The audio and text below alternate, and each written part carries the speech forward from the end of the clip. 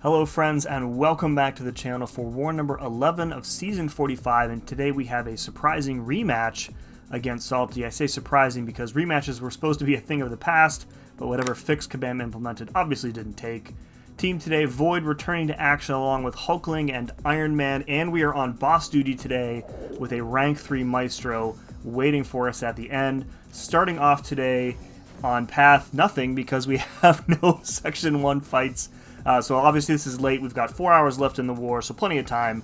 But I was on backup in Section 1. In Section 2, we're starting off here with this DARKHAWK on Node 25. I've taken a DARKHAWK, I think, one other time this season. Not really anything going on here. We have to knock him down frequently to remove protection, and of course when you knock DARKHAWK down, it activates his shield mode, which gives him the auto block. So whenever he has shield mode active, we just need to be very careful not to hit him when he's unstunned. You see there I made a mistake and took a couple combos there, and then I foolishly didn't knock him down a second time and accidentally triggered the unstoppable. So a bit of a rough start to this fight. No worries though, because the direct damage is just going to do its thing, and there's really very little chance that I die in this fight as long as I remember to play specifically into the node. So a lot of heavies. He cannot auto block special attacks, so really the plan is just, you know, continue heavying until we get to a bar of power and then knock him down with the special attack. So keep that slow debuff active. That's going to take care of the unstoppable, and then just, you know, let his debuffs do their thing. I think this is my second to last Void fight of the season because he's banned. We're in War 12 right now, and he is banned. So we have this fight and then the Maestro fight later with Void, and that is it for 2 great seasons of using Void as a primary attacker. So, all right, moving on, we have a Nick Fury here on 34. Gonna go in here with Hulkling. I've got the Cosmic Power Back Boost, and we invul just for safety. You know, we're coming into the end of the season, and every death really matters here, so trying to avoid that as much as possible. It's been a few days since I did this fight. I'm not really sure how this fight goes. I remember him throwing that special one right into my block, so that was a good time. The danger here in this fight is if he knocks you down while he has the fatigue debuffs on him, then he's going to purify those debuffs, and with the standing in fear node, if he purifies too many debuffs, then he's going to start raising his combat power rate, which is honestly not the worst thing because it would make it much easier to push him to his special 2, but I don't think he ends up knocking us down at all here. So launching the special 2 into his block, so we finish off the first life that way, and we've got a... I thought he was going to dash in there. Unfortunately, he didn't, so he didn't punish me. I had enough time to block there, so lucked out a bit there. Yeah, throw the special 1 there. I thought I might have had enough power for the special 2. Not really sure what happened there. And then the striker to finish him off. So, yeah, he maybe got a little bit lucky there, but it is what it is. All right, moving on, we have a rank 3 Bishop on Node 39, and I have to go in here with my rank 4 Iron Man. So we are at a major disadvantage here in terms of rank and rarity. So I wasn't really sure how I wanted to manage the power stings in this fight. So every time you gain a bar of power, you're going to get a power sting on yourself. And it was really important to use specials in this fight because of the rank and rarity disparity there. So I am basically going in here just expecting to needing to tank the power sting damage, and it is hurting a little bit. We're not going to be able to keep this up for more than a few minutes if we continue to trigger those power stings. So, and that's the other thing, like with Iron Man against Bishop, Iron Man against everybody, you really just want to spam your special attacks once you get into that arc overload mode. So the other good thing about this node is power snack. So once we are at our maximum of 20 armor ups like we are right now, we won't be gaining any new armor ups. We'll just be pausing the existing ones, so the node will only trigger then when we dex, I think. So yeah, so we are about a minute or so into the fight, and he's already more than halfway down. We are hitting very, very hard, as you can see. That was almost a 30k medium from a boosted rank 4 with the challenger rating disadvantage. So yeah, Iron Man,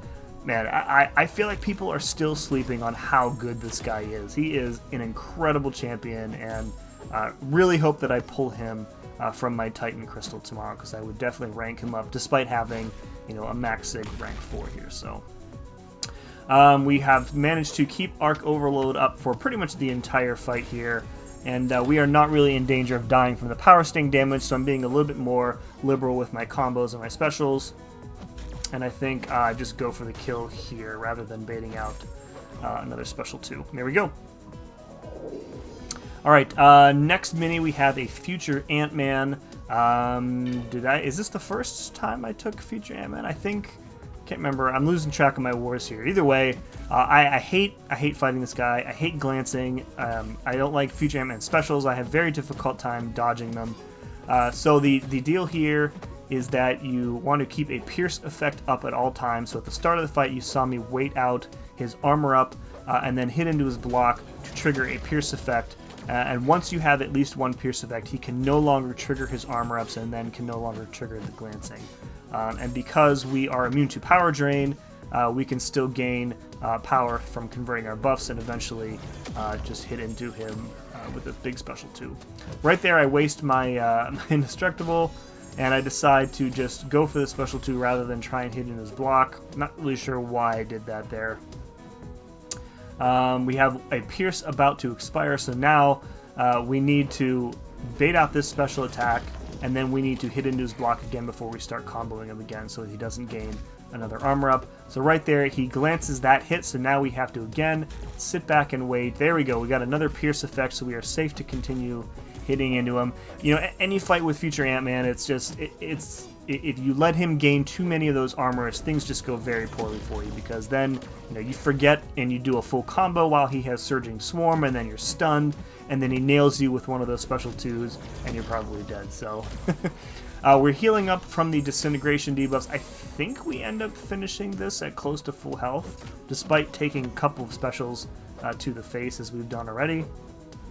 Doing a not a very good job here of making sure that I hit into his block enough to keep my Pierce effects active. So, yeah, I avoid fighting this guy at all costs. I ban him in Battlegrounds just because I hate him. I usually assume that when my opponent has a high-ranking Future Ant-Man that they're just going to ban Hulkling, since he's like the best counter, him and Valkyrie.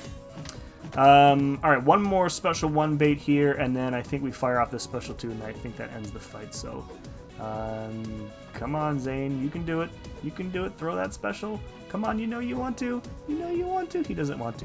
When is he going to throw the special? There we go. Alright, I manage a full dex there, so that's good. And we have a Pierce up, so we can safely hit into his block without fear of glancing and kill him with that special 2. Alrighty, and now we come to my final fight of the war. We have a rank 3 Maestro boss. We're going to be taking him with Ascended Void. So I took an Ascended rank 4 earlier in the season. This is a little bit more difficult. We have over 1 million health here, which we haven't done in a fight since Sasquatch last season, I think it was, or the season before.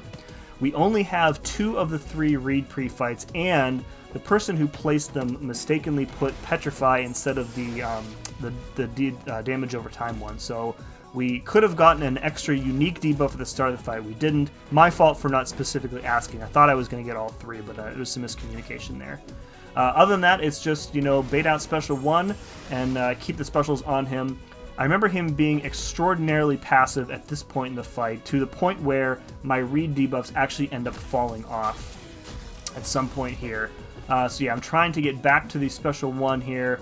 I can't get to that first bar of power, and the debuffs fall off, so now we're at a little bit of a disadvantage here without the those extra debuffs, but it's going to be fine. You know, he's still ticking down for quite a bit per second, and we are reversing the willpower healing that he's getting from all these unique debuffs. So, like, we have 3 unique debuffs that are all getting reversed. So we've triggered Fear the Void, so now our attack rating has gone up quite a bit here.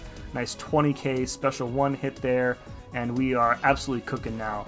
A lot of health to chew through. Void, obviously not very fast. If you have somebody like Kate, she's obviously going to be much faster for this fight, but I would say Void's probably the safest option, at least until next season. You know, the tactic puts in a lot of work here, protecting you from the cosmic radiation damage that Maestro gets when he gets enough of those, whatever they're called, the cosmic charges or whatever. So be interesting to see who people are going to use for a fight like this next season. So without the benefit of the tactic here. So all right, so again, just kind of sticking with it here. We've taken a bunch of damage here. A lot of that has been chip damage because he's got that pierce effect active, and he's got the rarity and challenger rating advantage as well. But we're just sticking with it. We're nailing. I think we've nailed every one of these SP1 dexes except for one. Oh, we're right there. There's a second one. I took that entire special one to the face there. Obviously, as soon as I said that I thought I was doing well, I take one to the face. So. All right, we're about to get another stack of Fear the Void right in time as this one falls off, so we are managing to keep our attack rating very high here. We get the slow off there right afterwards, get the striker debuff applied, and now he is just about done. Yeah, 39% of our health pool is still a lot of health, so we would have to take quite a bit of damage in order to not win this fight. So. And I think the special one does it. There we go. Rank 3 Maestro boss soloed with Void. Very, very fun fight. Unfortunately, an unfun end to the war. Yeah, not much else to say. We lost to Salty early in the season, lost to them twice, so that feels bad. Our record drops to 6-5, so now we are, coming into a 12th war where it's going to be probably the difference between getting Masters or not.